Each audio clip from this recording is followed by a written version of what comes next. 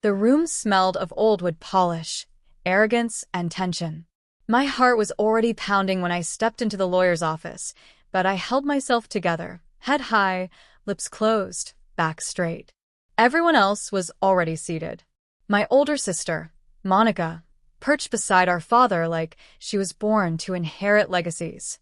My uncle and aunt sat stiffly on one side, eyes darting toward me as if I were a stranger. "Look who finally decided to show up," Dad sneered as I entered.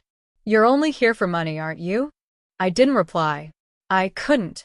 The lump in my throat was too large, and my skin itched under his gaze. Monica chuckled, fake and sharp.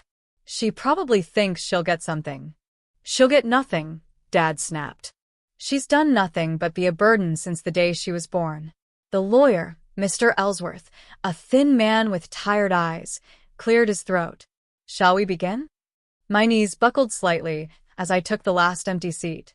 Mr. Ellsworth opened the folder with deliberate care, looking over his reading glasses. "As executor of your late mother's will, I am bound to carry out her final wishes precisely." Monica rolled her eyes. "Let's get it over with. We all know who did the real work around here." Dad crossed his arms. "Yes, let's. No point dragging this out for charity cases." My fingernails dug into my palm. Mr. Ellsworth began. "To my beloved husband, I leave the cottage in Vermont and my personal jewelry collection, per our prenup agreement. To my son-in-law, George, I leave." "That's enough," Dad barked. "Skip to the part where she says this one gets nothing." He jabbed his finger toward me. The air went cold. "Actually," Mr. Ellsworth said softly, pulling a smaller envelope from the back of the folder, "this letter was handwritten. Your mother asked me to read it aloud and to hand it directly to one person." His eyes landed on me. "To Eva." Monica's jaw slackened. Dad's fists clenched. He handed it to me without another word. I hesitated. The entire room pulsed with a hush that wasn't silence. It was waiting. I opened the envelope, hands trembling, breath shallow. The letter read, "My dearest Eva, I know how it's felt to be forgotten, ignored, unloved by the very people who are supposed to lift you up. I'm sorry for what I let happen all these years. You were always the quiet strength in this family. You deserve to be seen. That's why I leave you my greatest secret and everything that came with it. Mr. Ellsworth will explain the rest. Just know this. You are not the burden. You are the blessing." I couldn't breathe. Mr. Ellsworth folded his hands on the table. "There's more," he said. "Eva has been made the primary beneficiary of her mother's offshore trust and sole owner of the family estate. The will was updated last month, and all assets, including the Vermont house and commercial properties under the Hastings name, now belong to her." The silence in the room turned from heavy to deafening. "What?" Dad's voice cracked like glass. No, Monica stammered. "That's not right. There has to be a mistake." Mr. Ellsworth stayed calm. "There's no mistake. It's legally binding and signed by 2 witnesses. Your mother's intentions were crystal clear." I looked up, finally meeting my father's eyes. He looked like someone had pulled the floor out from under him. "But she was nothing," he gasped. She's not even in the company." Mr. Ellsworth blinked. "That's incorrect. Eva has held a silent stake in your late wife's foundation since her college years. Your wife registered her as co-founder when she turned 21. My voice finally found its way out. "She said I was her blessing," I whispered. The room didn't just fall silent. It collapsed. Monica was the first to react, knocking her chair back as she stood. "You're joking. This is a sick joke. Right? Tell me it's a mistake, Mr. Ellsworth." But Ellsworth didn't flinch. "It's not." My hands still gripped the letter, the paper warm from the tremble in my fingers. I stared at the ink like it was a lifeline, and maybe it was. Dad turned to me, his face red, veins at his temples bulging. "Did you manipulate her? Did you trick your own dying mother into giving you everything?" That stung. I looked at him, swallowing my tears like they were acid. "No. She did what she thought was right." "Right?" he barked, voice thick with disbelief. "What's right is loyalty, Eva. Not betrayal." You think money makes you special? Monica stormed over, jabbing a finger toward my chest. You've never worked a day in this family. You disappeared. You studied art, for God's sake. While we held everything together, you ran away. I didn't run, I said quietly. I just wasn't invited. Monica scoffed. Please. Always the victim. Ellsworth raised a hand. This isn't a debate. Your mother's decision is final. Dad grabbed the envelope out of my hand and scanned it, as if searching for a loophole. Some reason this couldn't be true. This is ridiculous, he muttered. She was always soft. Too emotional. Letting that girl twist her heart. That girl. I felt something shift in me. I didn't twist anything, I said, my voice sharper than I intended. I listened to her. I cared. Maybe that's all it took. You think you're better than us now? Monica growled. Just because Mom gave you something doesn't mean you've earned it. No, I said, steady now. But I didn't have to earn love. She gave it freely. You two never even tried. Monica's eyes flashed. You ungrateful. Dad cut her off. Get out, Eva. You've made your point. Take your inheritance and vanish like you always do. But Ellsworth shook his head. She doesn't have to leave. In fact, she'll be needed for future discussions. Ownership of the estate includes business oversight. You'll be seeing a lot more of her. Monica's face contorted. You can't be serious. I was already rising to my feet. I didn't come here to fight. I came to hear her final words. And I did. You think this gives you power? Dad hissed. All this will do is isolate you. I turned to him, finally looking past the hurt. No, Dad. That was you. You isolated me when I was 12 and told me I wasn't built for this family. When you left me home from every trip. When you said I was too quiet, too soft, too weird to represent your name. His face paled. But I wasn't done. You told me love was earned, that I needed to prove I was worth it. And the whole time, Mom was there in the background, loving me in silence. She gave me her time, her trust, and now she's given me this. Ellsworth stepped forward again. We're not finished. He handed Monica and Dad each a separate sealed letter. Their expressions twisted as they opened them. Whatever was written inside hit, like a punch to the gut. Monica's lips moved silently as she read. Her shoulders slumped. Dad's hands shook. What is this?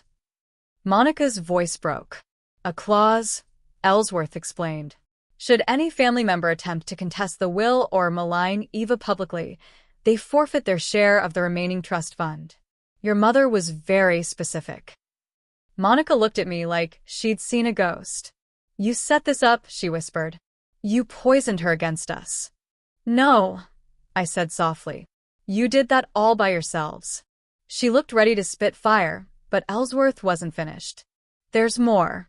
The house in Vermont, your mother's retreat, was transferred to Eva last year. She's the legal owner. Effective immediately. Dad stood, so suddenly his chair clattered to the floor. That house was ours. Mine. I didn't move. He towered over me. But this time I didn't flinch. She built that house with her own hands, I said. You never even visited it. Not once. But I did. Every summer. Every holiday. While you all celebrated without me. Monica looked dazed, like the air had been knocked out of her. I don't believe this, she muttered. That makes two of us, I said. Back outside the office, the sky looked different, like it had cracked open. I stood on the sidewalk, blinking up at it, clutching the letter like a piece of my mother still lived there. I didn't feel powerful. I felt like I'd just survived a storm. I didn't know what would happen next. I didn't know if I'd ever speak to my family again. But I knew one thing for sure. For the first time in my life, I was no longer the burden. 2 days later, I stood in front of the Vermont house. It didn't look like a legacy. It looked like a memory. Peeling shutters, ivy curling over the porch railings, and the faint smell of cedar in the air. This was my mother's sanctuary, the place she disappeared to whenever she said she needed clarity. I never thought I'd walk through this door, as its owner. I didn't come to feel powerful. I came to feel her. The key turned smoothly. Like it remembered me. Inside, nothing had changed. A knitted shawl still draped across the armchair by the fireplace. Her favorite mug, chipped, painted with sunflowers, sat by the sink. I didn't touch anything. It felt sacred, untouched, until I saw the envelope on the kitchen table. My name. My mother's handwriting. Hands trembling, I tore it open. Eva, if you're reading this, then you've seen what I left behind. But there's more. This house isn't just yours to inherit. It's a map. A vault of what I couldn't say out loud. I spent years building this retreat, not just to escape, but to hide the truth. You'll find it in the old music box. Yes, the one you used to play with at age 8. It still sits on the 3rd shelf, behind the cookbooks I never read. The combination is your birthday. I turned, breath shallow. 3rd shelf, behind the cookbooks. It was still there. I pulled the music box free. My fingers moved automatically. 6, 15, 94. Click. Inside was not music. Inside was a folded bundle of papers, documents, photos, and a journal. I sat on the floor and began to read. It was like listening to her heartbeat after she was gone. She wrote of battles with Dad. Silent wars. How he stripped her of control over the family business. How he bullied her into signing papers she never wanted to. But most of all, how he erased me. He didn't want Eva in the family narrative. Said she was too soft. Too sensitive. Too off-brand. But she sees what others don't. She sees people. That's why I made her my shadow partner. I didn't tell anyone. Not even her. I needed her protected. Tears blurred the ink. My mother didn't just love me. She shielded me. She built an empire quietly and buried my name into it until the world was ready to see me. That letter changed something in me.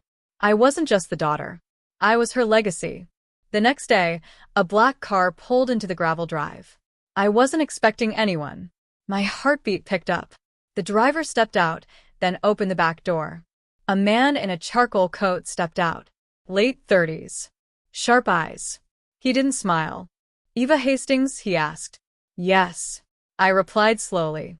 I'm Nathan Vance. I was your mother's legal strategist. Silent asset manager. She asked me to contact you after the dust settled. I stood frozen. Why? She didn't want you overwhelmed. But it's time. He handed me a sealed folder. Inside, more documents. Another will. Business papers. Asset lists. And a note. Eva, Nathan is your guardian in this part of the journey. He knows what I protected. He'll show you what they don't want you to see. My hands shook again. Nathan gestured toward the porch. May I sit? I nodded, speechless. We sat, the wind whispering through the trees. She created something most people never knew existed, he said softly. A side business. Ethical investments. Women-led startups. Nonprofits. Shelters. All in your name. She kept it off books. Protected it. I was dizzy. Why me? He looked at me, finally showing emotion. Because you are her. The good parts. The kind parts. The parts the world chews up. I swallowed hard. She didn't just leave you money, Eva. She left you a revolution. And suddenly I understood. The house. The silence. The hidden trust. Everything had been preparing me for this. But now, I had to decide what to do with it. Not just inherit it. Honor it. 3 days later, I returned from the farmer's market to find Monica waiting on the front porch. Arms crossed. Eyes cold. Wearing the same designer sunglasses she'd worn to Mom's funeral like they were armor. I didn't flinch. Just set the grocery bags down on the table and stood in front of her. You came all this way, I said. Not like you. She took the glasses off, revealing bloodshot eyes. Cut the pleasantries. We need to talk. About what? She walked past me into the house without waiting for an invitation, her heels echoing across the hardwood like gunshots. You're throwing this all away, she spat. Do you even know what you're doing? I know exactly what I'm doing. You're sitting on a foundation Mom built for 30 years. And instead of preserving it, You're what? Giving it away? Rebranding it with empathy and charity and new ethics. I raised an eyebrow. Isn't that what she wanted? She was emotional, Monica snapped. She made mistakes. Dad warned her. I let out a breath. I didn't know I was holding. You're still listening to him? Monica's voice cracked. He's still our father. I said nothing. She noticed. You really think you earned this? Her tone sharpened. She gave it to you out of guilt. She pitied you. That's all this was. My fists clenched, but I stayed calm. You don't get to rewrite the narrative just because it makes you uncomfortable. She didn't pity me. She protected me. She left me with nothing. Monica yelled. Nothing but Dad's resentment. You don't know what it's like to carry that. My voice dropped. And you don't know what it's like to grow up unwanted in your own house. She went silent. I didn't ask for any of this, I said. I didn't twist her arm. I didn't lie or manipulate. She made her choice, and you can't stand that it wasn't you. For a moment, Monica looked like she might cry, but pride held her upright. I'm warning you, she said. There are people watching now. Investors. Board members. They don't trust you. I'm not trying to win their trust, I said. I'm trying to honor her memory. She shook her head in disbelief. You're going to ruin everything. No, I said, stepping closer. I'm going to fix everything you all broke. That night, I sat on the porch with Nathan, flipping through the files he brought from New York. These are the people your mother helped in secret, he said. One of them was homeless when your mom invested in her startup. Now it's worth 7 figures. I traced names with my finger. She never told me. She didn't want to use kindness as currency. My eyes burned again. She was always more than they gave her credit for. Nathan studied me. You know she didn't just hide things from them, right? I looked up. What do you mean? He hesitated. There's one more document. One she asked me to give you only if you insisted on staying. I didn't blink. I'm staying. He handed it over. A brown envelope, heavier than the rest. Inside was a handwritten letter, longer than the others. Eva, I knew this moment would come. And I knew the world would twist my choices. Your father. Monica, they won't understand why I did what I did. But I need you to understand this. Your real father isn't the man who raised you. I never told you because I wanted to protect you. You were born from love, not convenience. He was a man I met once, on a trip to Florence, long before the world closed in on me.